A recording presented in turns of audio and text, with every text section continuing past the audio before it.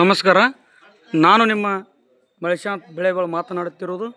ಏನಪ್ಪ ಅಂದರೆ ವಿಶೇಷ ಅಂದರೆ ಇವತ್ತು ಶಿವರಾತ್ರಿಯ ಅಮಾವಾಸ್ಯೆ ದಿನದಂದು ನಾವು ಎಲ್ಲಿ ಬಂದೇವಪ್ಪ ಅಂದ್ರೆ ಪುರಾಣ ಪ್ರಸಿದ್ಧ ಶ್ರೀ ಶಬರಿದೇವಿ ಪುಣ್ಯಕ್ಷೇತ್ರ ಸೂರ್ಯಬನ.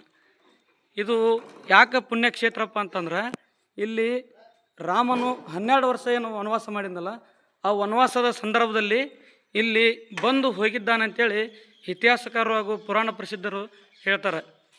ಏನಪ್ಪ ಅಂದ್ರೆ ತಾಯಿ ಶಬರಿದೇವಿಯು ಈ ಒಂದು ಸೂರ್ಯಬಾಣ, ಇದು ರಾಮೂರು ತಾಲೂಕು ಸೂರ್ಯಬಾಣ ಅಂತ ಬರ್ತೈತಿ. ಇಲ್ಲಿ ಒಂದು ಪುರಾಣ ಪ್ರಸಿದ್ಧ ಇರುವುದರಿಂದ ಇಲ್ಲಿ ರಾಮನು ವನವಾಸಕ್ಕೆ ಬಂದಾಗ ಈ ಒಂದು ಕ್ಷೇತ್ರಕ್ಕೆ ಬಂದು ಭೇಟಿ ಕೊಟ್ಟು ಈ ಶಬರಿದೇವಿಯ ಕೈಲಿಂದನ ಒಂದು ಬಾರಿಹಣ್ಣು ಕೊಡ್ತಾರಂತಲ್ಲ, ಆ ಬಾರಿಹಣ್ಣು ಕೂಡ ಇಲ್ಲೇ ಶಬರಿದೇವಿ ಕೊಟ್ಟಾಳಂತೇಳಿ ಇತಿಹಾಸಕಾರರು ಹೇಳ್ತಾರೆ.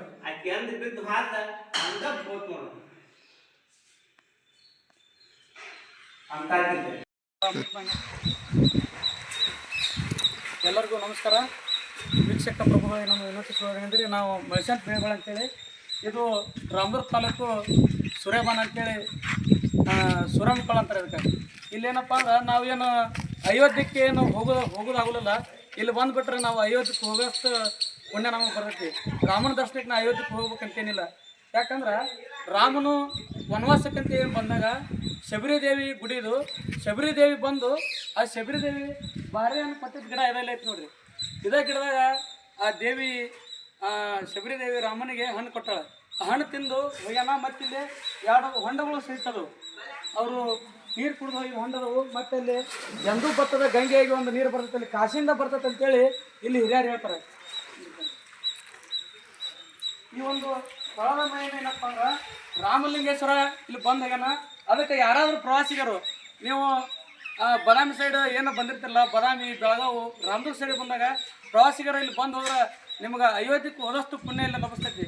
ಯಾಕಂದ್ರೆ ನಮ್ಗೆ ಅಯೋಧ್ಯಕ್ಕೆ ಹೋಗೋದಾಗಲ್ಲಪ್ಪ, ಉತ್ತರ ಪ್ರದೇಶ ದೂರ ಆಕೈತಿ, ನಮ್ಗೆ ಅಲ್ಲಿ ಹೋಗೋದಾಗಲ್ಲ ಅಂದಾಗ ನೀವು ಇಲ್ಲಿ ಬಂದು ಹೋದ್ರೆ ನಿಮ್ಗೆ ಅಯೋಧ್ಯಕ್ಕೆ ಹೋಗಿ ರಾಮದೇವರ ದರ್ಶನ ಮಾಡಿದಷ್ಟು ನಿಮ್ಗೆ ಪುಣ್ಯ ಬರ್ತೈತಿ. ಆದ್ದರಿಂದ ಎಲ್ಲ ವೀಕ್ಷಕರು ಪ್ರವಾಸಿಗರು ಬಂದಾಗ ಇಲ್ಲಿ ಬಂದು ಹೋಗ್ಬೇಕಂತೇಳಿ ತಮ್ಮಲ್ಲಿ ನಾನು ವಿನಂತಿಸುತ್ತೇನೆ. ನಮಸ್ಕಾರ ಸರ. ಈ ಶಬರಿದೇವಿ ಹಿಂದೆ ರಾಮ ಬಂದ ಟೈಮ್ದೊಳಗಿದ್ಲು ಏನು, ಅದಕ್ಕಿಂತ ಪೂರಿನೂ ಇದ್ಲು ಇಲ್ಲಿ ಶಬರಿ ಅದಾಳ್ರಿ. ಹಾಂ ಹಾಂ ಸೂರಮ್ಮ ಅಂದ್ರೆ ಪೂರಿ. ಈಗ ರಾಮದೇವಗ ಹಣ್ಣು ಕೊಟ್ಟಿದ್ದು ಇದ ದೇವಿ. ಹಾಂ ಹಾಂ ಇದು ರಾಮೂರು ತಾಲೂಕು ಬರ್ತೇನೆ ರೀ. ರಾಮೂರು ತಾಲೂಕು ಬೆಳಗಾವಿ ಜಿಲ್ಲಾ. ಇದು ಜಾತ್ರೆ ಯಾವಾಗ ಆಕತ್ತೆ ಸರ್? ಬಾರಪ್ಪನಿಗೆ ಅಂದ್ರೆ ಇತಿಹಾಸ ಪ್ರಸಿದ್ಧದ ರಾಮದೇವರು ಇಲ್ಲಿ ಬಂದು ಹೋಗ್ಯಾನ ಕರು ಐತಿ. ಅಂದ್ರೆ ಬಾರಿ ಹಣ್ಣು ಈ ದೇವಿ ರಾಮದೇವರಿಗೆ ಹಣ್ಣು ಕೊಟ್ಟ ಇಲ್ಲಿ. ಗಿಡ ಯಾರ ಮಕ್ಳೈತಿ ಅದ ಗಿಡ.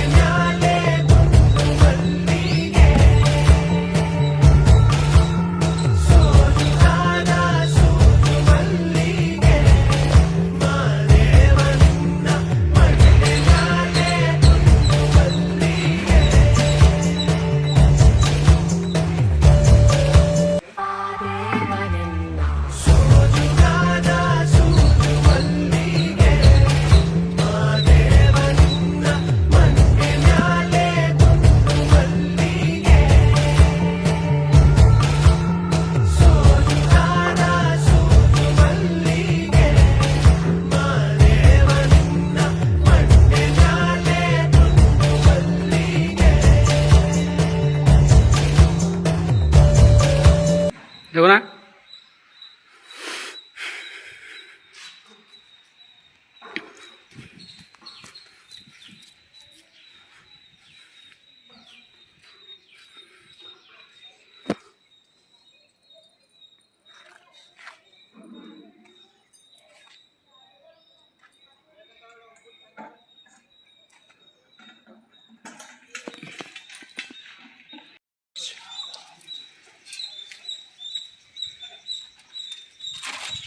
ಇಲ್ಲೈತೆ ನೋಡ್ರಿ ನೀರಿದು.